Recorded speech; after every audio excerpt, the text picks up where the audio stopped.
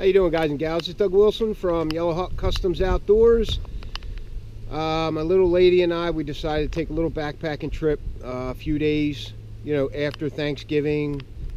And I think this video is probably going to be about, showing you the camp.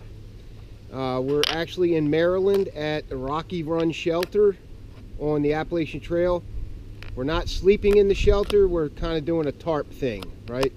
So MSR has a tent called the Hubba Hubba, okay? And with this tent and a lot of other MSR tents, you can do what they call a fast and light shelter, where you just bring the poles and the tarp and you leave the tent home. So that's basically what we did. And I'm also going to build a fire with just the materials I can find on the top of this mountain, which is going to be fairly difficult. Stay with us and I'll show you how this works out.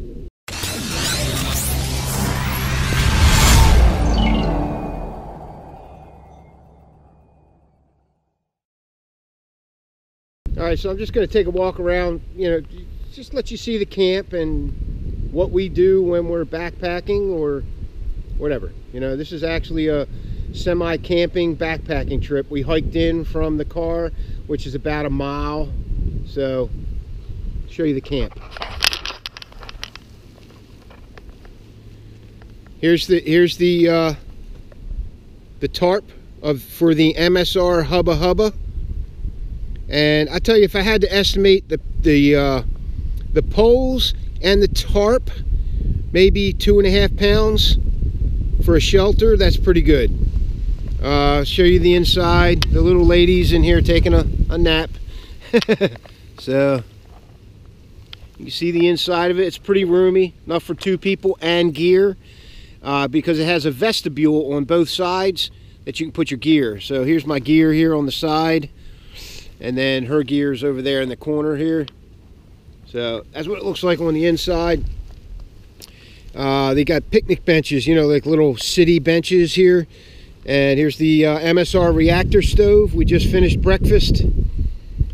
Take a look at that. And there's that windscreen that I've been talking about that keeps the heat in, so that you can use this canister stove in cold climates, cold weather. I think I've had this thing down to like -20, -30, and it works out pretty well. But you need that windscreen to hold that heat in, to heat up the bottle too, because the bottle is where you lose the pressure, the actual fuel canister. We got the Skrama bush knife. I'm getting ready to do a review on this. And we also have, here's the sheath for it. And over here is the, the Varustaleka Puukko, right? So, pull the Puukko out real quick. Hard to do this with one hand, but since my sheaths are made that way, you can deploy them with one hand with that thumb ramp.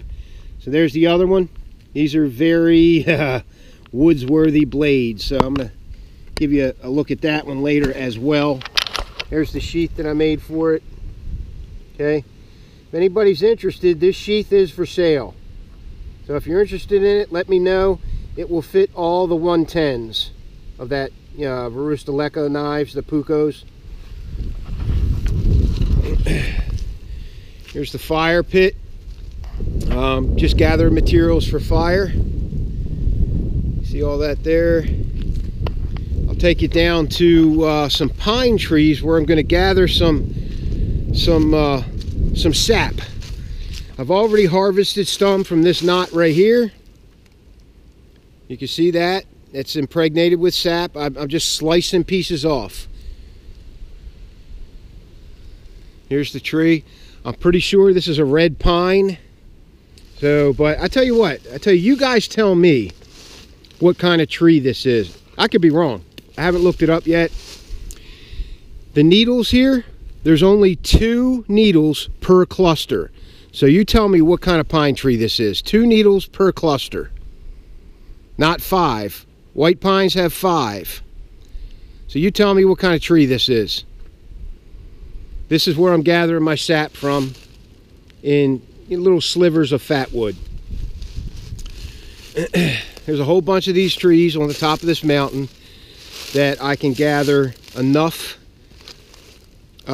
pine resin to start a fire with, you know, a fire rod, I mean a ferro rod or whatever.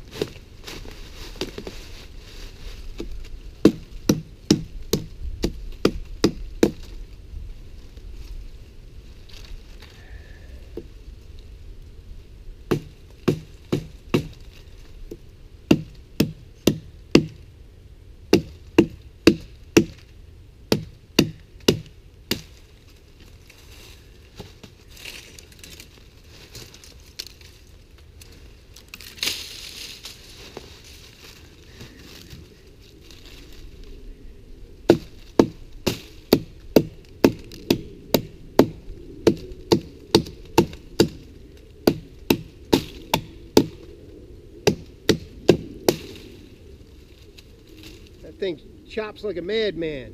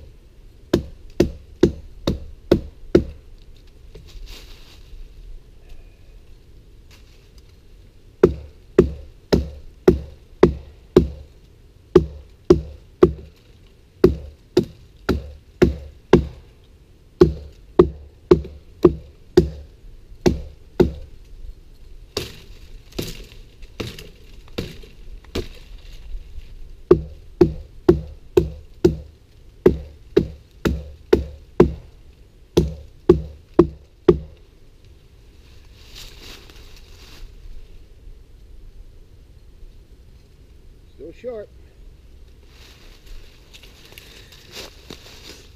Okay.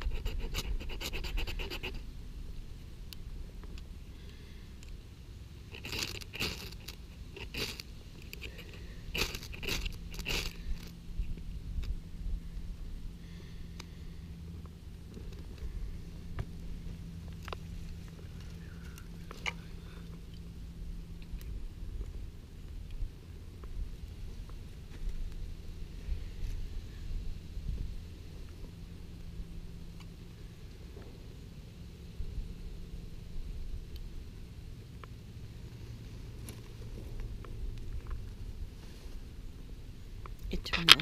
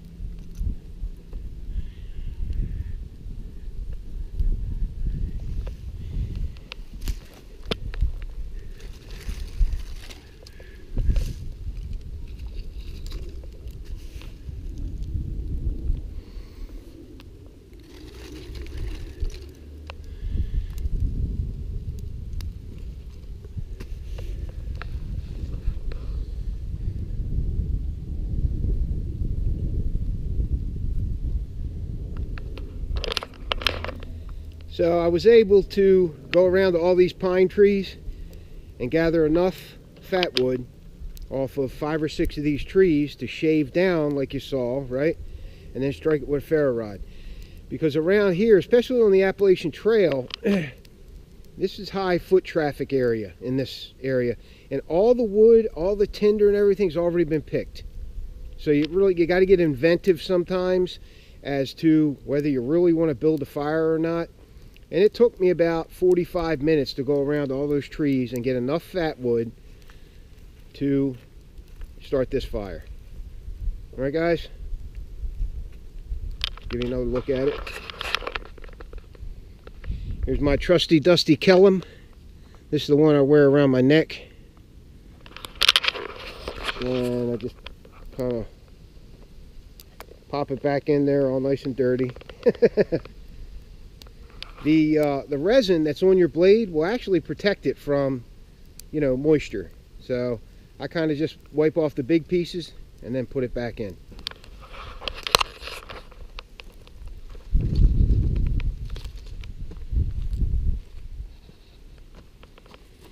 Now I'm going to cook me some Johnsonville brats, or Johnsonville jalapeno and cheddar on a stick with some, what do we call that, babe? Baguette bread.